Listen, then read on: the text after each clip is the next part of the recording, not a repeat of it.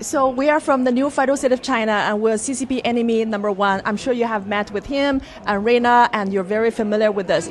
So we're deeply worried about the CCP's infiltration and weaponization of the U.S. justice system. And in today's hearing, and that's why we come here, we would like to have Jim Jordan to start immediate investigation into Mao Guo's case, because, I mean, he's CCP enemy number one, but he's behind the bar. And the real criminals are walking the street free. I mean, so are you deeply worried about the CCP's weaponization of this country's justice system, not just the Soros, but the CCP? Very concerned, because the CCP is more dangerous than George Soros. Because since the CCP has unlimited resources, they're just not one person who's a billionaire. They have an agenda. That agenda is to destroy the United States of America.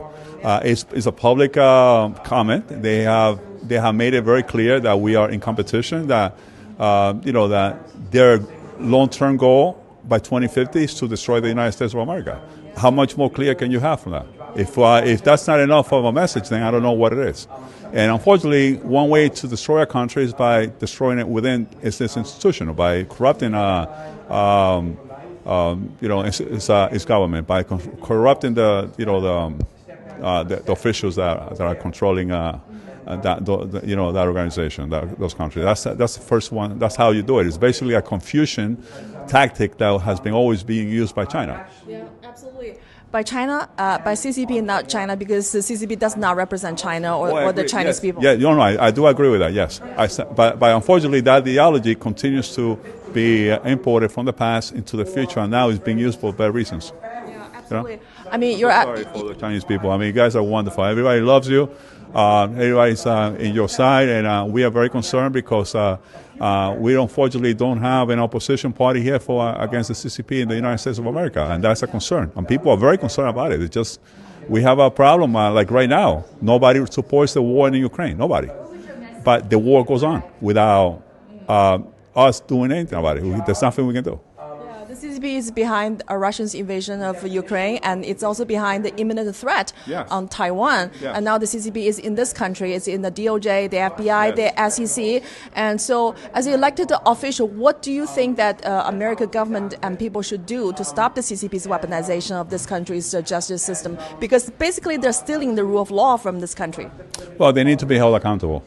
They need to be held accountable, and not only that, but also we need to take a very strong stance against them, because they're not our friends. I mean, they are our allies, used to be our allies, okay, commercially, but they are no longer, a trustworthy partner. It's like a very good friend. You had a good friend before, and he turned against you. You had to walk away from that friend. Yeah. It's like a personal level, and unfortunately, the CCP is a very dangerous enemy that the United States of America has right now. You know, America has the biggest asset to fight the CCP, and that is Mr. Mao Guo. Yes. Currently, he's behind the bar. I know what's going on. And so, I mean, what can we do to free Mao Guo? I mean, we like to get more elected officials to write a letter to the judge, ask for the fair treatment of Mr. Mao Guo's bond request, because he has not been given a bond while the real criminals were let out and walking the street free. You need to find a very good legal counsel to take this case, and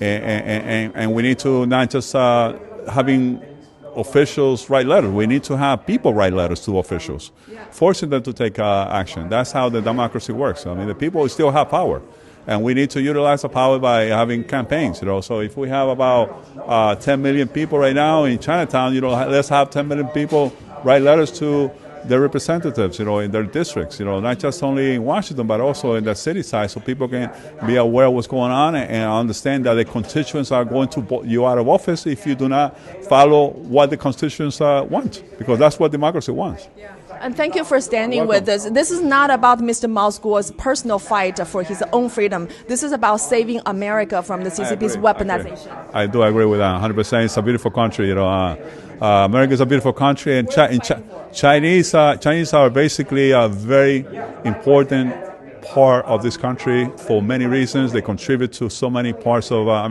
history. Without the Chinese, we would be a very different world right now, and that's unfortunately very sad, because you guys are amazing, seriously.